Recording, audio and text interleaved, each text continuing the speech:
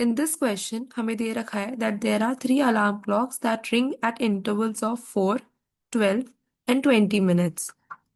If they start ringing together, after how much time will they ring together again? So पहले तो हम इनका prime factorisation कर लेते हैं. तो 4 का prime factorisation would be 2 into 2.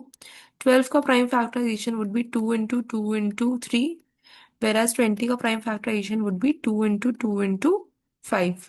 जब भी हमें कोई ऐसा क्वेश्चन मिले कि तीन चीजें स्टार्ट साथ में स्टार्ट हो रही है या फिर दो चीजें साथ में स्टार्ट हो रही है and after how much time वो आपस से स्टार्ट होंगी एट टुगेदर, तो हमें इन टाइप ऑफ क्वेश्चंस में एलसीएम फाइंड आउट करना होता है टू फाइंड कि ऐसा कौन सा नंबर है जो कॉमन है इन तीनों में. तो वही common number would be our answer. So हम एलसीएम फाइंड आउट कर लेंगे ऑफ 4, 20 एंड 12.